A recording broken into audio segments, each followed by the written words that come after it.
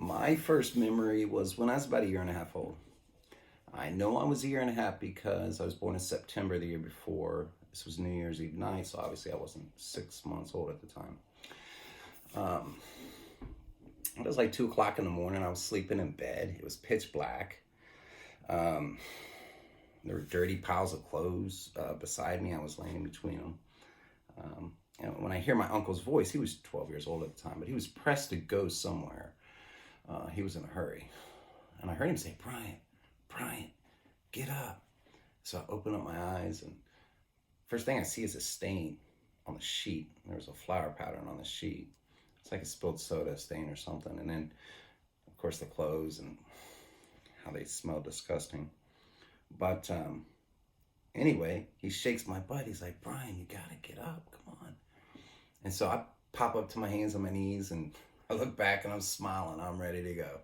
And he just suddenly picks me up and puts me on my feet, starts throwing clothes on me and my coat, puts me on his hip, and we're headed towards the door. He's got his coat on already.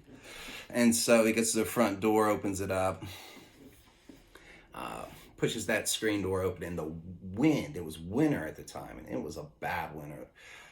I remember seeing 3 or 4 foot of snow piled up in mounds around the front porch, this rickety little front porch. And I think that was the year after the huge blizzard in Ohio in '77.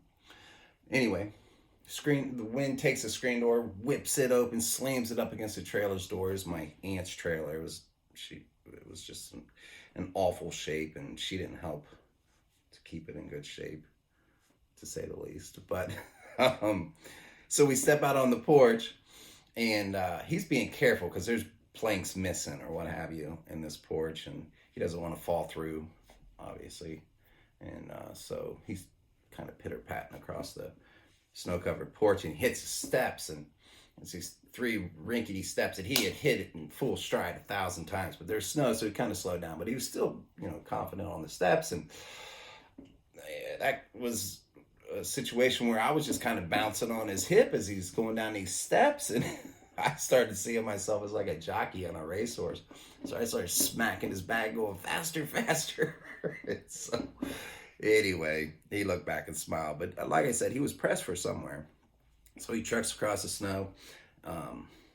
He goes up to this privacy fence that separates the next door area. I don't remember what that area was, but there's a path that he was going down that my aunt had gone down, that he had gone down 100 times, and he was keeping alongside that fence.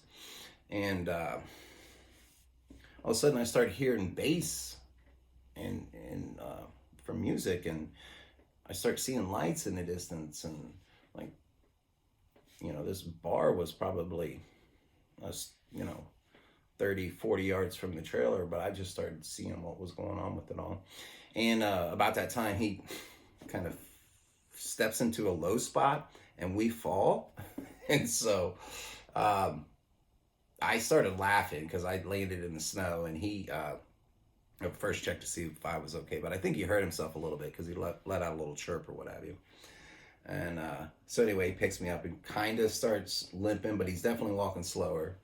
But anyway, we're still heading towards the bar area. So we get close to the patio in the back, and there's people, and there's Christmas lights, and they're drinking. And every time the door opens to the bar, the music gets real loud, and then the back door shuts, and then all you hear is bass. But a guy notices us as we're approaching, and he knew my uncle. And, I remember him saying, "Elwood, what are you doing, man?" And my uncle's like, "Hey, have you seen my sister?" And he's like, yeah, she's in the bar. And I felt real familiar with the guy because he went to kind of pick me up, but then my uncle's like, "Nah, you've been drinking. I don't think this is a good idea." And so he kept me close to him and went in the back door, and it was packed. I mean, even just to get to the back door, we're bumping into people and like squeezing in between. I mean, literally squeezing in between people. Like it was shoulder to shoulder, no doubt, because it was just this little narrow passageway to the back door.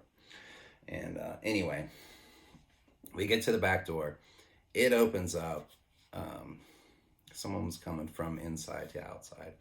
And all of a sudden, the sound of that music was so loud it actually hurt my ears. So I'm like covering my ears, and then there's just smoke. It's like a steamroll of smoke coming out of the bar, and my eyes start burning. By the time I get in, you know, I'm rubbing my eyes and holding my ears. I do not like this place at all. And so he's still weaving through the crowd. He eventually found a guy. There was a group of people at a table. He found a guy that he felt really comfortable with, and asked the guy to hold me. So he pawns me off to this guy. This guy takes me. He's like, "Hey, little buddy," sets me on his lap, and I'm looking around at all the paintings and the bright lights and the neon signs, and he's just sitting there bouncing me on his leg. And my uncle takes off, and I'm watching him. He's taking off through this crowd, and he goes back in the behind the bar area in the kitchen. And some part of me was like, "Is he allowed back there?" But I didn't know then that my aunt was a bartender at this bar. And so he went back there and chatted with her a bit and come back out and grabbed me. And then all of a sudden I just blacked out again. Like, I don't remember anything past that. But in thinking about it, I think it was Monday night, and I think he was wanting to get home so that he could go to school in the morning. And if it's 2 o'clock in the morning, he's got to get up at say 6. He's wanting to get home for sure. And I feel like she was his ride back to his house. But anyway, my first experience of life was a very fast-paced, fun ride that was a big fun party.